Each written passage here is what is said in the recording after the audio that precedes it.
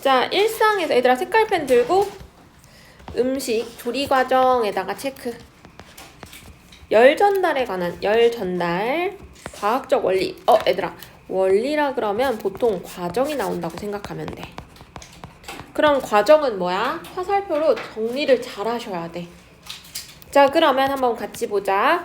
열 전달은 그럼 일단 연 전달에 대한 과학적 원리라 했는데 열 전달부터 모를 테니까 당연히 이거에 대한 정의, 개념에 대한 정의부터 나와주겠죠. 자, 열의 온도가 높은 곳, 열이 높은 곳에서 낮은 것으로 이동한대. 그게 열 전달이래. 여기까지가 딱 정의네. 그쵸? 그러면 조리 과정에서 전도에 의한 열 전달, 전도에 의한 열 전달이 많이 일어난대. 그럼 여기서 문제가 되는 건 또 뭐야? 전도야. 그래서 또 정의를 얘기해. 물질을 이루는 입자들의 상호작용을 통해서. 그러니까 입자들의 상호작용을 통해 활동적인 입자로부터 덜 활동적인 입자로 열이 전달된대. 그러면 화살표만 잘 해주시면 되죠. 이게 과정이야. 자, 그럼 이러한 전도는 온도 차이가 있는 경우, 이러한 경우는 온도 차이가 있으면 일어난대. 한 물질 내에서도 발생하고 다른 물질들이 접촉하는 경우에도 나타난대. 어떨 때 발생하는지도 정리를 해줬네. 여기까지 어려운 내용은 없었어. 다시 한번 쌤이 또 정리해 읽어가면서 다시 복기를 해주면 열 전달이라는 거는 결국에는 높은 곳에서 낮은 곳으로 이동하는 걸 말하고 조리 과정 중에 일어나는 거는 특히 전도에서 많이 일어나는데 전도라는 거는 입자들끼리 움직이는 거라서 활동에서 비활동적인 걸로 이제 움직이는 거라고 얘기하는 거구나. 그쵸? 그러면 이때는 어떨 때? 온도 차이가 있을 때. 그러면 활동과 덜 활동은 온도 차이가 있다는 거야, 없다는 거야? 그렇지. 있다라는 걸로 보시면 돼. 해석하기 쉽죠? 자, 그래서 어떤 경우에 한 물질도 되고 다른 물질들 접촉할 때도 되고 다 둘 다 된다고 설명했네. 자, 이때까지 됐나요? 그럼 열 전달 과정에서 단위 시간 동안 열이 전달되는 비율. 단위 시간 동안 열 전달 비율은 이거를 열 전달률이라고 한다 라고 정의를 했어. 그러면 얘는 열이 짧은 시간 동안 많이 전달되는가를 나타내므로 오른쪽으로 가는 화살표. 당연히 조리에서 고려할 사항이겠구나. 전도에 의한, 그러면 우리가 지금 여기서 열 전달도 배웠고 전도도 배웠어. 그쵸? 열 전달 안에 전도가 있는 거야. 그쵸? 그러면 이 전도라는 거에서 또 열 전달률이 또 있는 거야. 이 열 전달률은, 그래서 여기서 전도에 의한 열 전달률은 이라고 다시 정리를 해준 거야. 1문단, 2문단 합쳐서. 자, 온도 차이와 면적에 비례하고 거리에는 반비례한다. 특성을 말해준 거야. 근데 이게 어려울까봐 즉 이러고 다시 설명해주는 거거든. 전도가 일어나는 두 지점 사이에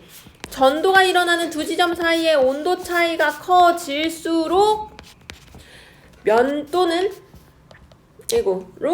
그리고 열 전달되는 면적이 커질수록 어떻게 돼?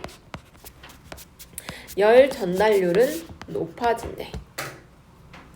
그리고 일어나는 두 지점 사이의 거리가 멀어질수록 열 전달률은 낮아진다. 자, 얘들아 어렵죠? 여기 즉을 묶으면 돼. 자, 앞에 말하고 똑같다 했어. 열 전달률은 온도 차이와 면적에 비례한다 했지. 그치? 그래서 온도 차이와 면적에 비례하는 거 보이나요? 이게 비례야. 그쵸? 자, 그리고 아까 거리에는 반비례한다고 했던 거 보여? 그쵸? 그래서 어떻게? 거리가 올라갈수록 오히려 열 전달률은 낮아진다. 반비례네. 알겠지? 똑같은 말을 풀어서 다시 설명해 준 거야. 그래서 즉은 같은 말이라는 거야. 됐나요? 자, 정리한 사람이 이러한 현상을 수식으로 처음 정리한 사람은 프리에이기 때문에 이걸 프리에이 열전도 법칙이라 부른대. 자, 여기까지는 다 내용상의 정리였어. 자, 그런데 여기서부터 문제 제기해야지. 실제로 시험을 해보면 한 물질 내에서 일어나는 전도의 경우 다른 조건이 동일하더라도 자, 여기 체크. 물질의 종류가 다르면 뭐가 돼? 열 전달률이 다르게. 그러니까 무슨 얘기냐? 이걸 통해서 우리는 뭘 할 수 있다? 물질이 그 열을 전달할 수 있는 능력, 이 전도에 의해서 열을 전달할 수 있는 능력에 대한 척도, 그걸 우리가 뭐라고 한다? 열 전도도가 다 다르다. 결론이 이거야. 그래서 따라서 프리의 열전도 법칙에 따르면 다른 조건이 같더라도 뭐야? 열 전도도가 높은 경우, 열 전도도가 높은 경우에는 어떻게? 열 전달률도 높게 나타난다. 자, 여기까지 어렵진 않았는데 실은 어려울 수도 있으니까 다시 한번 복잡해지지 않도록 정리를 해줄게. 자, 아까 열 전달하는 게 높은 곳에서 낮은 곳, 이런 것들이 열 전달이었는데 그런 것 중에 전도라는 게 있고, 이 전도라는 게 활동에서 비활동으로 가는 거라서 온도 차이가 있다 했어. 뭐 비활동이라 말하면 좀 오해할 수 있으니까 덜 활동이라고 말을 다시 고칠게. 자, 근데 문제는 얘네들은 열 전달률에 따라서 다 달라져. 그래서 어디와는 비례하고 어디와는 반비례한다라고 그냥 얘기를 해준 거야. 온도 차이에 온도가 높을수록 올라가고 열 전달률은 면적도 넓을수록 다 올라가. 근데 얘들아 생각해봐. 온도가 높을수록 더 빨리 뜨거워지겠지. 맞잖아.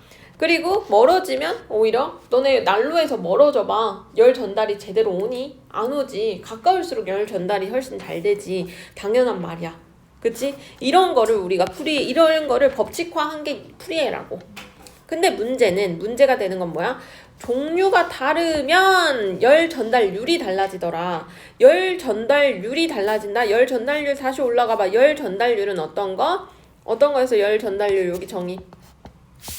단위 시간당 전달되는 열이 전달 오는 비율을 말했어.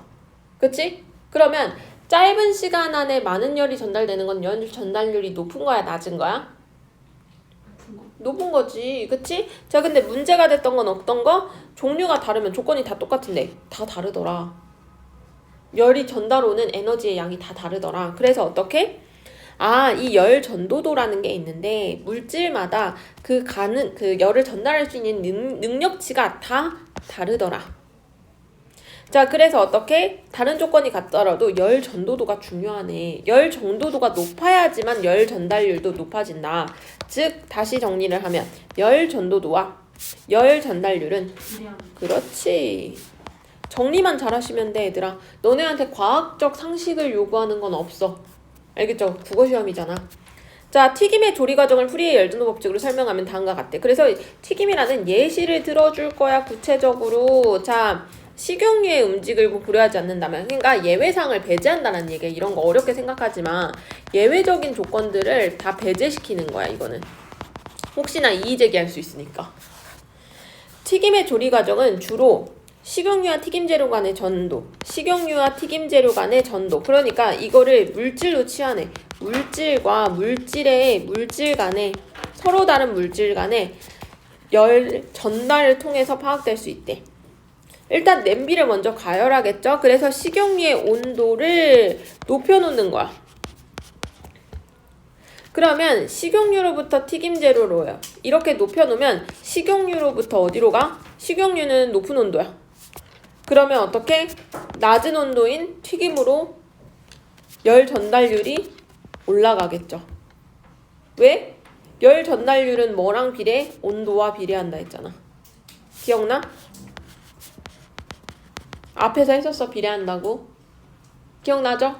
자, 그리고 튀김재료를 식용유에 넣으면 재료 표면에 기포들이 형성된대. 그러면 이 기포들은 식용유에서 앞에서 얘기했던 이쪽으로 오는 열 전달률로 인해서 어떻게 돼? 많은 열이 되어서 생겨난 거래. 그럼 재료 표면의 수분이 수증기로 변한대. 그래서 어떻게? 식용유 속에서 기포 형태로 수증기가. 왜냐면 물하고 기름하고는 안 섞이잖아. 그래서 수증기처럼 맺힌 거야, 수분이 나온 게. 그러면 얘네는 다시 어떻게? 표면으로 올라가겠죠. 올라가서 공기 중으로 빠져나가야지. 그때 지글지글 소리가 나는 거래. 과정이죠. 이 수증기 기포들은 이제 오히려 맛있게 만드는 거래. 왜냐하면 수분이 수증기 형태로 나올 때 빠져나감에 따라 재료 안쪽의 수분들이 빈자리가 생길 거 아니야. 나갔으니까. 채우기 위해서 표면 쪽으로 이동한대. 그 결과 어떻게 돼?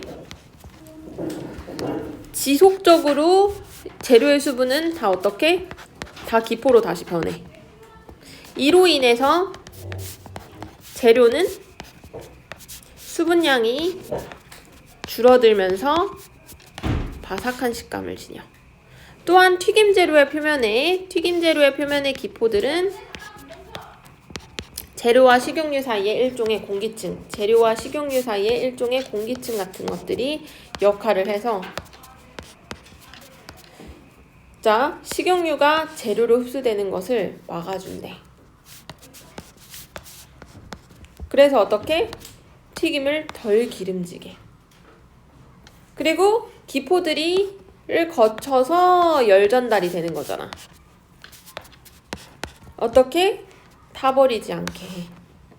그리고 안쪽까지 열이 전달돼. 그래서 골고루 잘 익는데. 너무 재밌는 질문이었는데? 왜 절레절레야? 한 번만 더 읽어줄게. 자, 봐봐. 예시를 이때까지 배운 이 내용을 예시로 한 번 더 정리해 준 거야. 지금 이렇게 나온 과정을 예시로 한 번 전달해 준 거야. 이해할 수 있게. 그래서 물질과 물질 간의 전도로 만난다고 아까 얘기했잖아. 전도로. 그럼 아까 비례한다는 내용도 똑같이 나오잖아. 그치? 위에서 내용 그대로 복사 붙여넣기야. 단어만 바꿨을 뿐이야. 근데 문제는 여기서 하나 더 튀어나오는 게 바로 기포야. 이 기포에 도대체 뭐 때문에 기포가 생겼냐. 우리 튀김하면 지글지글 하면서 옆에 기포 생기잖아. 걔네들이 뭐냐. 알고 보니까 어떤 거? 재료의 수분이 수증기로 변해서 기포가 됐던 거래. 이 기포들은 기름하고 안 섞이잖아. 그럼 어떻게? 공기 중으로 빠져나가야지. 그때 소리가 지글지글 나는 거래. 이해가 됐어? 재료 안의 수분들이. 그럼 재료 안의 수분들이 나오면 이 재료 안쪽에 있는 수분들은 어떻게 저기 비어있대. 빨리 가자 채우자 하면서 가자마자 표면 쪽으로 이동하자마자 또 어떻게? 열 때문에? 그렇지. 이 열 때문에 또 기포로 변해. 그럼 결국에는 안쪽에 있는 수분까지 끝까지 다 얘네들은 나올 수밖에 없는 거야. 그럼 나오면 수분량 자체가 줄어들어. 바삭해지는 거야. 수분이 많으면 촉촉하잖아. 그쵸?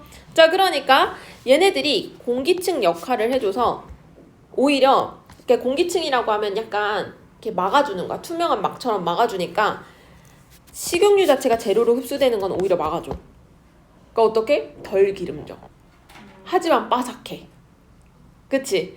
그렇지만 그리고 또 어떻게?